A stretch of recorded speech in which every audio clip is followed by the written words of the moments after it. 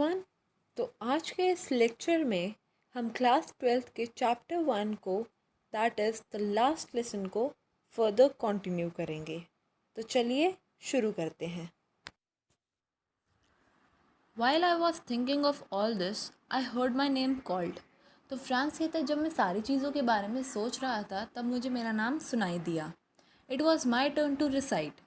अब मेरी टर्न थी रूल्स ऑफ पार्टिसिपल्स को रिसाइट करने की। What would I not have given to be able to say that dreadful rule for participle all through very loud and clear and without one mistake? तो France कहता है, तो क्या होगा जब मैं ये डरावना मतलब ड्रेडफुल रूल ऑफ पार्टिसिपल्स को एक ही बारी में एक ही गो में loudly and clearly and without any mistake repeat नहीं कर पाया। But I got mixed up on the first words and stood there holding on to my desk, my heart beating and not daring to look up. तो France कहता है कि पर मैं starting के वर्ड्स पे ही मिक्सअप हो गया, कंफ्यूज हो गया और मैं वहीं अपनी सीट के पास खड़ा रहा लुकिंग डाउनवर्ड्स, और मेरे अंदर इतने गट्स नहीं थे, मेरे अंदर इतना डेयर नहीं था कि मैं ऊपर देख सकूं। I heard M. Hamill say to me, I won't scold you, little France. You must feel bad enough. तो एम हैमिल ने फ्रांस को कहा कि फ्रांस, मैं तुम्हें पनिश नहीं करूँगा, इंस्टेड तुम्हें बहुत बुरा फील करना चाहिए क्योंकि तुम्हें रूल्स ऑफ पार्टिसिपल्स नहीं आते। See how it is, every day we have said to our self, I have plenty of time, I learn it tomorrow. M Hamel कहते हैं कि हर दिन हम अपने आप को समझाते हैं कि मेरे पास प्लेंटी टाइम है, बहुत टाइम है, मैं कल लर्न करूँगा। And now you see where we have come out, पर अब तुम देख सकते हो कि हम किस स्टेज पे पहुंच गए हैं। That's the great trouble with Alsace, she puts off learning till tomorrow. M Hamel कहते हैं कि एल्सेस के साथ मतलब एल्सेस के लोगों के साथ यही एक बहुत बड़ी ट्रबल है कि वो लर्निंग का टास्क अगले दिन पे पोस्टपोन करते रहते हैं। Now those fellows out there will have the right to say you, how is it? You pretend to be Frenchmen and yet you can neither speak nor write your own language. तो M Hamel कहते हैं कि जो fellow प्रूशियंस हैं उनके पास एक right होगा तुम्हें कहने के लिए कि तुम अपने आप को फ्रेंचमैन कहते हो, पर ना तुम अपनी लैंग्वेज बोल सकते ना तुम लिख सकते। But you are not the worst poor little Franz, we have a great deal to reproach ourselves with. M Hamel कहते हैं कि फ्रांस, इस सिचुएशन में सिर्फ तुम ही ब्लेम नहीं किए जा सकते, इस सिचुएशन में हम सिर्फ ब्लेम किए जाने चाहिए। Your parents were not anxious enough to have you learn, they prefer to put you on work on a farm और at the mills so as to have a little more money. तो M Hamel कहते हैं कि तुम्हारे parents कभी इतने anxious ही नहीं थे कि तुम्हारी लर्निंग कंटिन्यू रहे। इंस्टेड वो तुम्हें या तो किसी फार्म पे या मिल पे भेज देते थे ताकि तुम थोड़े और पैसे कमा सको। And I have been to blame also. Have I not often sent you to water my flowers instead of learning your lessons? तो एम हैमिल खुद को भी ब्लेम करते हैं और कहते हैं कि मुझे भी ब्लेम किया जाना चाहिए क्योंकि मैं भी तुम्हें अपने फ्लावर्स को वाटर करने के लिए भेज देता था इंस्टेड तुम्हारे लेसन्स पढ़ाने की बजाय। And when I wanted to go to fishing did I not just give you a holiday. M Hamel साथ में ये भी कहते हैं कि जब मेरा फिशिंग पे जाने का मन करता था तो क्या मैं तुम्हें एक हॉलीडे नहीं देता था। Then from one thing to another M Hamel went on to talk for the French language, saying that M Hamel फिर कॉन्टीन्यूसली फ्रेंच लैंग्वेज के बारे में डिस्कस करते हैं और कहते हैं that it is the most beautiful language in the world, the clearest and the most logical, that we must guard it among us and never forget it. M Hamel कहते हैं कि फ्रेंच लैंग्वेज बहुत beautiful और बहुत logical language है, ये सबसे ज़्यादा क्लियरेस्ट लैंग्वेज है वर्ल्ड में, और हमें अपनी लैंग्वेज को गार्ड करके रखना चाहिए और कभी इसको भूलना नहीं चाहिए, हमें हमेशा इसको प्रोटेक्ट करके रखना चाहिए। Because when a people are enslaved, as long as they hold fast to their language, it is as if they had the key to prison. तो एम हैमिल कहते हैं सबसे इम्पॉर्टेंटली इसलिए हमें अपनी लैंग्वेज को प्रोटेक्ट करके रखना चाहिए क्योंकि जब कोई भी एंस्लेव्ड होता है, किसी का बंदी होता है, जब तक वो अपनी लैंग्वेज जानता है वो लैंग्वेज उसकी प्रिजन के लिए एक की तरह एक्ट करती है। Then he open a grammar and read us our lesson. तो फ्रांस कहता है कि फिर एम हैमिल एक ग्रामर की बुक खोलते हैं और हमें हमारे लेसन्स पढ़ाते हैं। I was amazed to see how well I understood it. France कहता है कि मैं बहुत शौक था ये देख के कि मेरे को सारे लेसन्स कितने अच्छे से समझ आए। All he said seemed so easy so easy. उस टाइम जितना भी एम हैमिल ने पढ़ाया वो सब कुछ बहुत ईजी लग रहा था।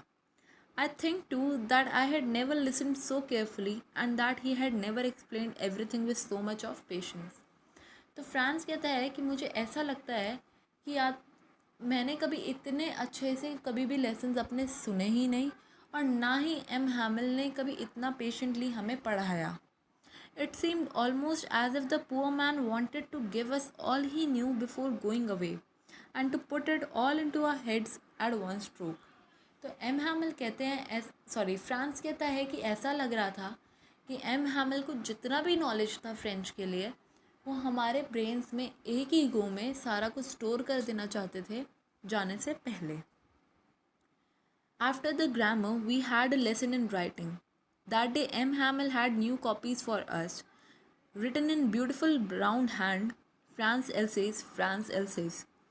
तो फ्रांस कहता है कि ग्रामर के लेसन के बाद हमारा एक राइटिंग का लेसन हुआ जिसमें एम हैमिल हमारे लिए न्यू नोटबुक्स लाए थे और उस नोटबुक्स के ऊपर बड़े बड़े राउंड हैंड में कैलीग्राफी में लिखा हुआ था, कर्सिव में लिखा हुआ था, France else's, France else's. They looked like little flags floating everywhere in the schoolroom, hung from the rod at the top of our desk. तो फ्रांस कहता है कि वो जो फ्रांस एल्सेस वर्ड्स थे वो एक लिटिल फ्लैग्स की तरह ऐसे लग रहे थे कि पूरे क्लासरूम में वो लिटिल फ्लैग्स की तरह हैंग कर रहे हैं. You ought to have seen how everyone set to work and how quiet it was. तो फ्रांस ये कहता है कि उस दिन इतना सब कुछ इतना शांत था और सारे अपने काम पे कॉन्सेंट्रेट कर रहे थे. The only sound was the scratching of pens over the paper. सिर्फ एक ही साउंड आ रही थी, वो भी पेन्स की जो पेपर पर चल रहे थे. Once some beetles flew in, but nobody paid any attention to them, not even the littlest ones. France कहता है कि एक बार कुछ बीटल्स क्लास के अंदर आ गई थी बट किसी ने भी बीटल्स पे बिल्कुल अटेंशन नहीं पे किया. इंस्टेड जो सबसे छोटे बच्चे क्लासरूम में बैठे थे उन्होंने भी उनको कोई अटेंशन नहीं दी. Who worked right on tracing their fish hooks as if it was French too. तो वो जो छोटे बच्चे थे वो भी अपने फिश हुक्स को ट्रेस कर रहे थे जैसे कि वो भी एक फ्रेंच लैंग्वेज का हिस्सा हो. On the roof the pigeons cooed very low and I thought to myself, will they make them sing in German, even the pigeons? तो फ्रांस बहुत कहता है कि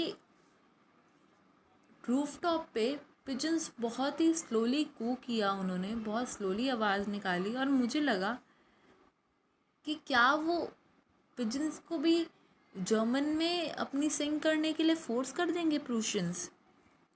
Whenever I looked up from my writing, I saw M. Hamill sitting motionless in his chair and gazing first at one thing and then at another. तो France कहता है कि जब भी मैं लिखते लिखते ऊपर देखता था तो मुझे एम हैमिल सिर्फ अपनी चेयर पे मोशनलेसली स्टिल बैठे दिखते थे, जो कभी किसी चीज़ को देख रहे थे क्लासरूम में तो कभी किसी चीज़ को. As if he wanted to fix in his mind just how everything looked in that little school room. और ऐसा लग रहा था कि एम हैमिल अपने माइंड में वो इमेज स्टोर करना चाहते थे कि वो एक स्कूल रूम में क्या क्या क्या क्या और कैसे कैसे सब कुछ लग रहा था. For 40 years, he had been there in the same place, with his garden outside the window and his class in front of him. तो फ्रांस कहता है कि 40 years से एम हैमिल उसी स्कूल रूम में पढ़ा रहे थे जहाँ उनका गार्डन उनकी विंडो के बाहर था और उनकी क्लास उनके ही सामने थी. Just like that, मतलब सब कुछ सेम ही था. Only the desk and the benches had been worn smooth. The walnut trees in the garden were taller, and the hope point that he had planted himself twinned about the windows to the roof. तो France कहता है कि सिर्फ हमारे जो benches और tables थे वही ख़राब हुए थे इतने सालों में. जो उन्होंने वॉलनट ट्रीज प्लांट किए थे वो बड़े हो गए थे और जो होप पॉइंट था वो अब ट्विन होके रूफ टॉप तक पहुंच गया था. How it must have broken his heart to leave it all, poor man. To hear his sister moving about in the room above, packing their trunks. तो France कहता है कि एम हैमिल के लिए ये सारी चीज़ें बहुत हर्टफुल थी क्योंकि उन्हें अगले दिन स्कूल को छोड़ के जाना था, ये कंट्री को छोड़ के जाना था। और ये बहुत हर्टिंग थी आवाज़ें सारी, जब उनको सुनाई दे रहा था कि उनकी सिस्टर ऊपर वाले रूम में अपने ट्रंक्स पैक कर रही है, for they must leave the country next day, क्योंकि उन्हें नेक्स्ट डे अपनी कंट्री को छोड़ना था। But he had the courage to hear every lesson to the very last. After the writing, we had a lesson in history, and then the babies chanted their ba baby bo boo. तो France कहता है कि writing के बाद हमारा एक history का lesson हुआ, और जैसे ही लेसन ख़त्म हुआ तो बेबीज़ की साउंड शुरू हो गई। Down there at the back of the room, old Hauser had put on his spectacles and holding his primer in both hands spelled the letters with them. तो फ्रांस कहता है कि रूम की back side पे old Hauser ने अपना old primer हाथ में पकड़ा हुआ था, और वो हमारे सबके साथ ही वर्ड्स को स्पेल कर रहे थे। You could see that he too was crying. His voice trembled with emotion, and it was so funny to hear him that we all wanted to laugh and cry. तो old हॉजर उस वक्त बहुत mixed up emotions में थे, क्योंकि वो रो रहे थे बिकॉज एम हैमिल उस दिन सबको छोड़ के जा रहे थे, और अब उनकी कंट्री उनकी रह ही नहीं गई थी। और उनकी वॉइस इतनी फ़नी लग रही थी कि जितने भी बच्चे थे क्लास में, स्टूडेंट्स थे, वो सारे हंसना चाहते थे और रोना चाहते थे, क्योंकि एम हैमिल जा रहे थे। How well I remember it, the last lesson. तो फ्रांस कहता है कि उस दिन जो लास्ट लेसन मैंने पढ़ा था वो मुझे आज भी बहुत अच्छे से याद है। All at once the church clock struck 12, then the Angelus. तो फ्रांस कहता है कि फिर 12 o'clock हो गए और चर्च की क्लॉक ने स्ट्रक किया। At the same moment, the trumpets of the Prussians returning from drill sounded under our windows. और उसी टाइम पे जब प्रूशियंस अपनी ड्रिल से लौट रहे थे तो उनके ट्रम्पेट्स की साउंड सुनाई दी। M हैमिल stood up very pale in his chair. I never saw him look so tall. तो फ्रांस कहता है कि उसके बाद एम हैमिल खड़े हुए, बहुत पेल लग रहे थे, बहुत डल लग रहे थे।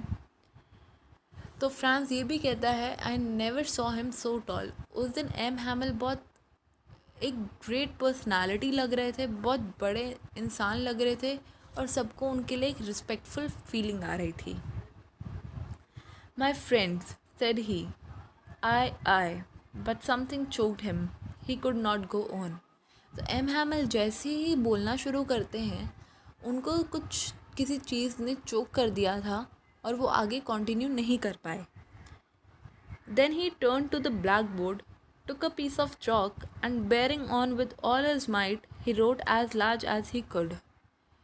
तो फ्रांस कहता है एम हैमिल उसके बाद ब्लैक बोर्ड की तरफ मुड़े और उन्होंने एक चौक का पीस उठाया और अपनी पूरी स्ट्रेंथ के साथ लिखा वीव ला फ्रांस। बहुत बड़े बड़े अक्षरों में लिखा वीव ला फ्रांस, मतलब long live France. Then he stopped and leaned his head against the wall and without a word he made a gesture to us with his hands. School is dismissed, you may go. M Hamel ने फिर चौक रखा और अपने head को wall के साथ लीन किया, wall के साथ लगाया और सबको एक जेंटल काइंड जेस्चर हैंड्स के साथ दिया कि क्लास डिसमिस हो चुकी है, ख़त्म हो चुकी है, एंड अब आप सब